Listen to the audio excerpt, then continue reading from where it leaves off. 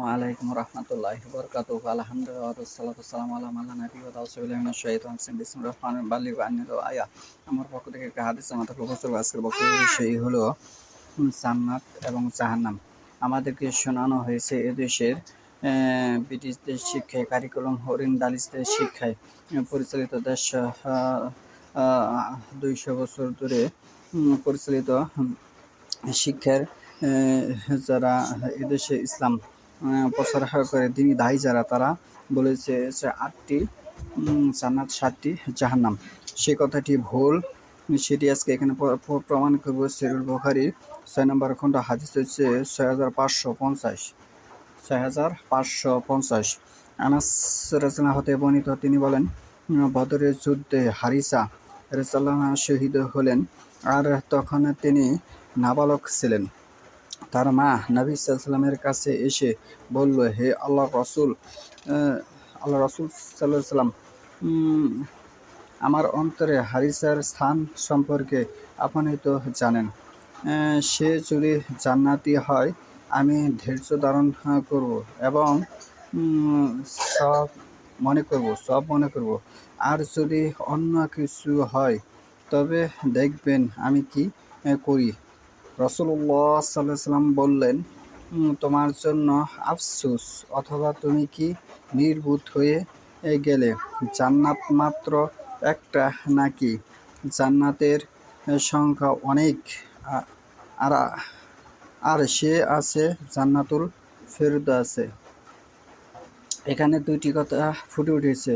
আমাদেরকে যেটি শোনানো হয়েছে, ভারতবর্ষ সহ ইসলামী যত স্কলারশিপ আছে তারা বলে যে 8টি জান্নাত একটি সাজ্জাদ বানিয়েছে আর 7টি জাহান্নাম। এ কথা মিথ্যা প্রমাণিত হয় বুখারী শরীফের হাদিস দ্বারা। হাদিস হচ্ছে 6550। সেখানে বলা হয়েছে, আল্লাহ রাসূল সাল্লাল্লাহু আলাইহি ওয়াসাল্লাম নিজে বলেছেন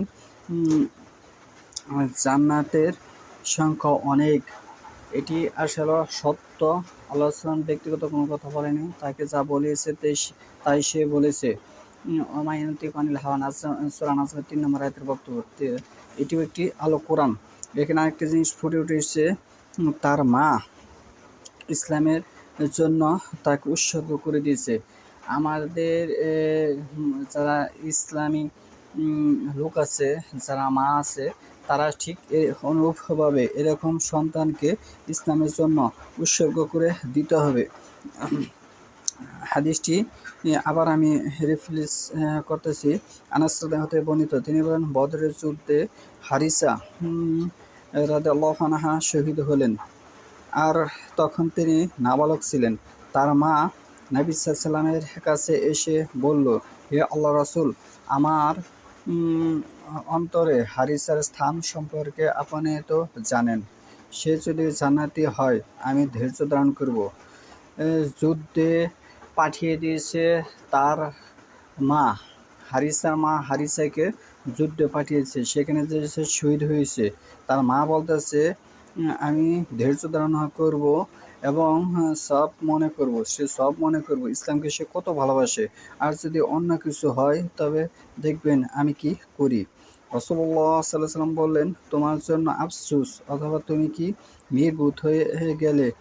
জান্নাত মাত্র একটা নাকি? জান্নাতের সংখ্যা অনেক, অসংখ্য, আর সে আছে জান্নাতুল ফেরদাউসে। জান্নাতের সংখ্যা অনেক, এখানেই সে স্পষ্ট বলে দিয়েছে। আর আমাদের উলামারা বলতেছে 8টি জান্নাত 7টি জাহান্নাম। এটি মিথ্যা, হাদিস বিরোধী আমল, সাহাবীদের বিরোধী কথা। বর্তমান প্রেক্ষাপটে ব্রিটিশদের জালে আমরা পড়ে গেছি, ইংরেজদের জালে থেকে এখনও কারিকুলাম থেকে বের হতে পারিনি। এখান থেকে আমাদের বের হতে হবে।